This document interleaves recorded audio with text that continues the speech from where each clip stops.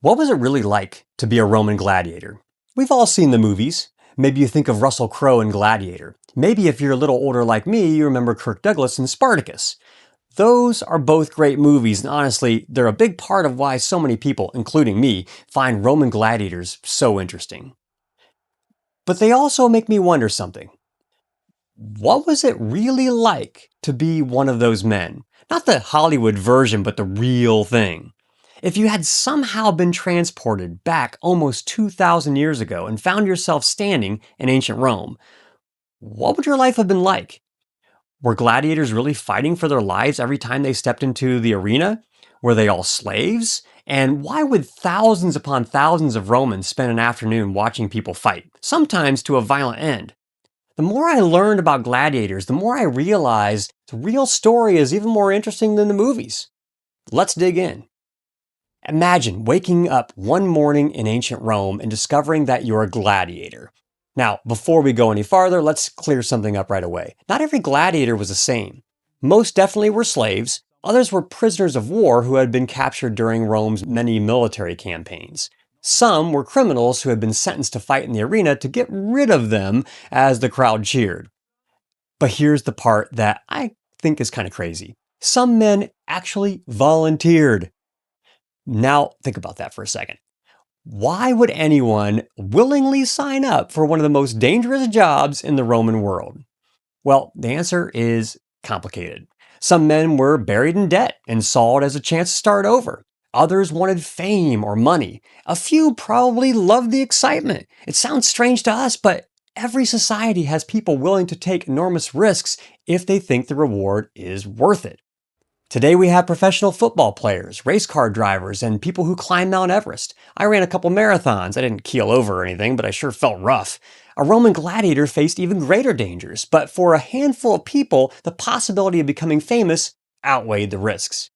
Once you become a gladiator, your life changed completely.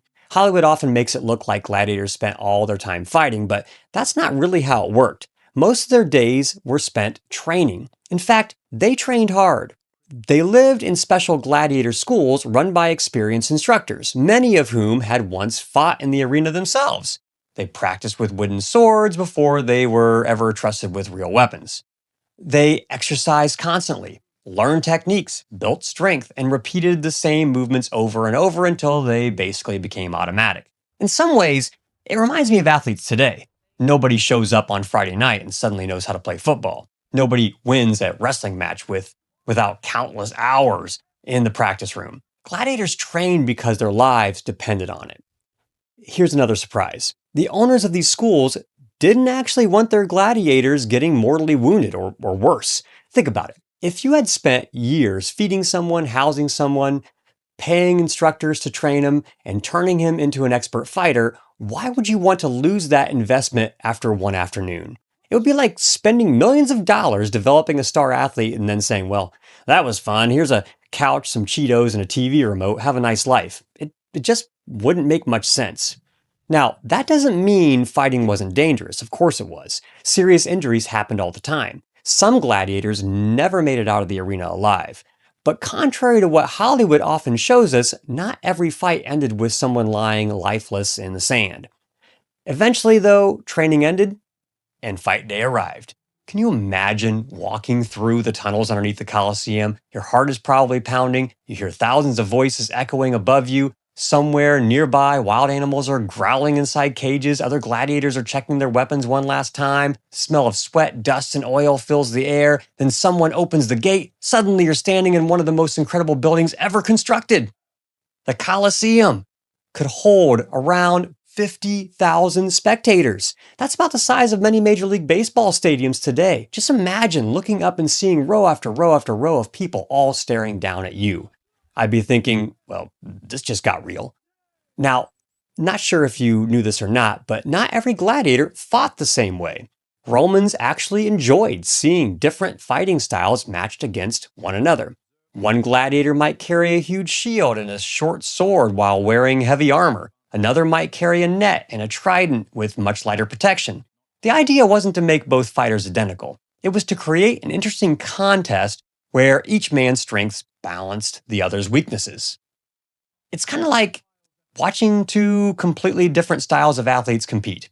One relies on speed, the other relies on power. That's what kept the audience guessing. And the crowd definitely had favorites. Gladiators who were winners became celebrities. Their names were known throughout the city. Some became wealthy. Kids had their favorites. Graffiti discovered by archaeologists sometimes praises famous gladiators almost the way sports fans talk about their favorite athletes. But here's the thing. We tend to picture gladiators only as victims, and many definitely were. But at the same time, some became actual celebrities in Roman society. History is funny that way. It's usually more complicated than we expect. So why did Romans enjoy watching these fights? That's a question I've wondered about for a long time. Part of the answer is that Romans admired courage. Their entire civilization placed a huge value on bravery, discipline, and facing danger without fear. Those were qualities they expected from soldiers, and gladiators displayed many of the same characteristics. That doesn't mean everyone in Rome loved the games. Some writers criticized them. Others thought they had become too violent. Even in ancient Rome, people disagreed about what counted as good entertainment. Human nature hasn't changed all that much. Of course, whenever we talk about gladiators, one name always comes up: Spartacus. If you've seen the movie, you know the basic idea, but the real story is pretty cool all by itself. Spartacus probably began as a soldier, but eventually became enslaved and forced into a gladiator school. Around 73 BC, he and dozens of other gladiators escaped using kitchen utensils before capturing real weapons. Resourceful, right?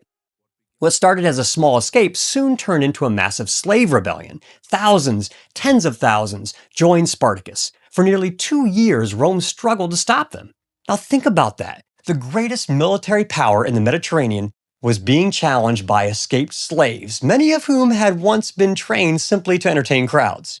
Eventually, Rome crushed the rebellion. Spartacus apparently died fighting in the final battle, although his body was never identified. So we really don't know exactly what happened to him. About 6,000 of his surviving rebels weren't so lucky. The Romans crucified them along the Appian Way as a pretty gruesome warning to anyone else who might be thinking about rebelling. But his story has never really gone away. Maybe that's because people have always admired someone willing to fight for freedom, even when the odds seem impossible. The more I think about Roman gladiators, the harder they are to fit into simple categories. They weren't all helpless victims. They weren't all bloodthirsty heathens. They weren't all heroes either. They were real people, living in a world very different from ours, making the best or sometimes the only choices they had. And maybe that's the biggest lesson. The same civilization that gave us incredible roads, beautiful architecture, aqueducts, and advances in engineering also built enormous arenas where people gathered to watch men fight.